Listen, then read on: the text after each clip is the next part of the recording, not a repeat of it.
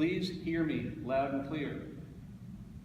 Suicide and the line of duty death are not the same thing. But boy, they walk side by side, folks. And I think it's high time, little by little, we're getting there. I think it's high time that we start drawing the correlation between what's causing our people at a much higher rate than general population to take their lives. Is it the stress of the job? And again, the job being, I don't care if it's career or volunteer, I don't care if it's fire, EMS, law enforcement, military. We have to start looking at what's making our people tick and what's making our people sick. You look at all the posters out here saying 68% of firefighters develop cancer.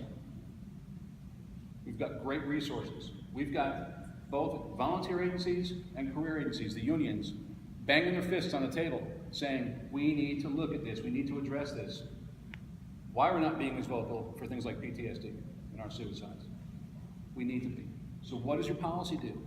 Because I'll tell you, more times than not, what we hear is people say, this policy, we're not doing anything. It's a suicide. What I say in my county, 6 line of duty deaths since '09, but 22 suicides. We all have our different beliefs. Some of those based on culture, religion, our upbringing. I'm not going to argue yes or no or pro or con. Paul's personal belief, for whatever it's worth, is what that person did in the end doesn't undo what that person did for the past 10 or 15 or 20 years as a firefighter.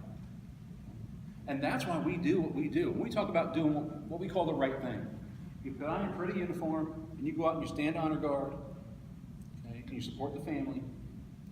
Because who are we doing that for? We're doing that for the family, aren't we? How can we go back on what we told them? Because from the day they come in the door, what do we say to them?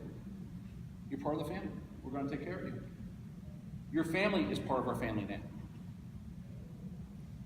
But now because they do something that maybe we don't agree with, we turn our backs on them. I think we need to start drawing that correlation between the two. Okay? And the way you can do that is with your policy. What about former members and your retirees? Your policy needs to be fair and equitable. The way you can keep yourself out of trouble is what you can offer in your policy, you offer for all. The best policies that I've seen are a 3-tiered policy.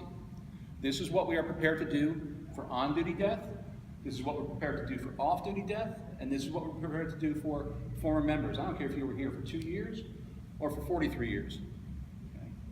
Here's what we're prepared to do. We can bring it to the family. Here's what we do. We do a ceremonial send-off, we do the bagpipers, etc., whatever. It's up to them if they say no. And we'll get into that in a little bit.